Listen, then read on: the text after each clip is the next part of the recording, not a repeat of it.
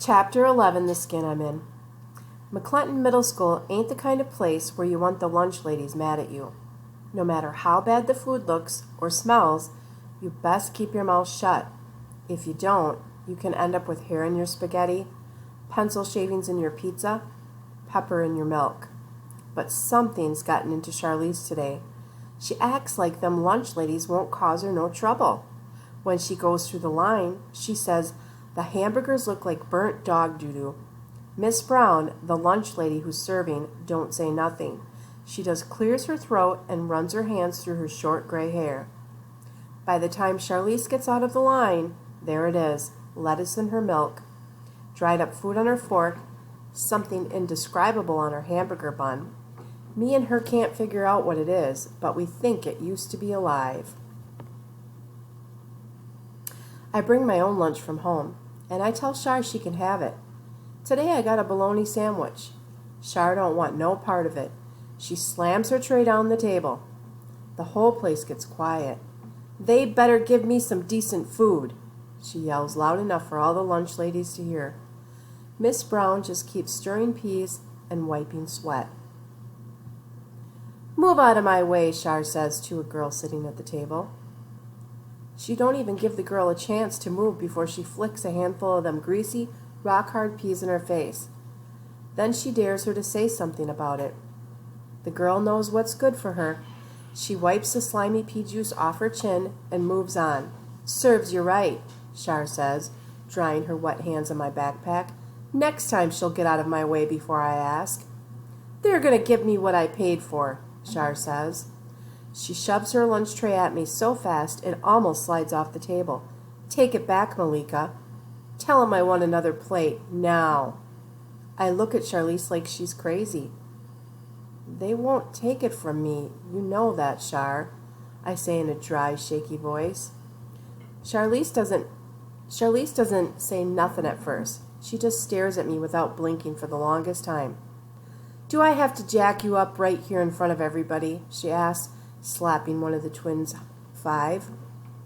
"I said you could have my bologna sandwich," I say, but Char turns to me with her hands on her hips and a face that says, "I know you ain't talking to me." I don't have no choice. I pick up her tray and get back in line. It seems like 20 kids are in front of me. By the time I get to Miss Brown again, my stomach is growling. Miss Brown ain't smiling one little bit when she sees Char's tray.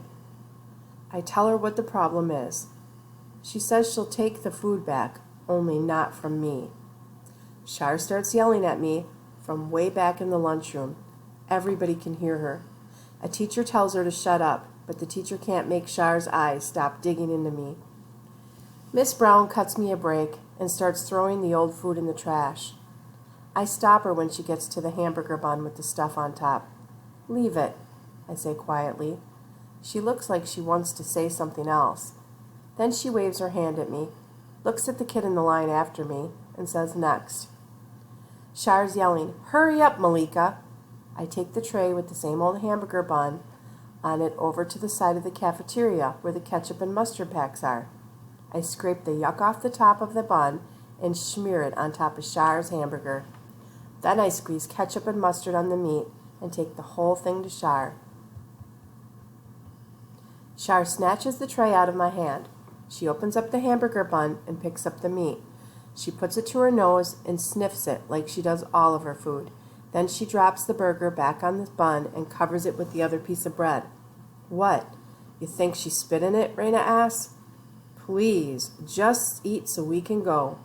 Char laughs and takes a big bite. "Get lost, Malika," she says, with her mouth full. I ask no questions. I pick up my lunch bag and head for another table with this big grin on my face. Desda is over in the corner by herself, so I go and sit with her. Soon as I get there, my sandwich falls out of the paper bag and onto the floor. Mama loves salad oil. She thinks it's good for your heart. Sometimes, like today, she gets a little heavy-handed with it, and it leaks all over the place. Desda leans down and picks up my sandwich and hands it to me. I wipe off the cellophane with a tissue, unwrap it, and start eating. While my mouth is stuffed with bologna and bread, Caleb comes over and starts telling me how good I look. Oil is oozing out of the sides of my mouth as quick as I can wipe it off. Caleb doesn't seem to notice. He just keeps right on talking. I need to talk to you, Malika, he says, taking a napkin and wiping some oil off my chin. I tell Caleb I've got to talk to him some other time, that me and Desda are going over homework right now. He says he'll talk to me later and heads out of the lunchroom. Charlize stops him before he goes. She's all up in his face. He doesn't pay her no mind. He just keeps on stepping. Sometimes I can't help but wonder if Charlize wants Caleb because she knows he wants me. Desda acts like I really meant what I said about her and me doing homework. She starts asking me if I've done the math homework, which I haven't, of course. But that don't stop Desda. She pulls out the homework anyhow and asks me 10,000 questions about the math problems. They are as easy as pie, and I tell her so. Before I know it, I'm doing the work for her. If the homework's so easy, why didn't you do it last night, she wants to know. Don't go there, I say. I worked on them problems for 3 hours straight, Desda says, stuffing chips in her mouth. After that, I finally gave up and started watching TV. Desda's homework paper starts to spot from her greasy fingers.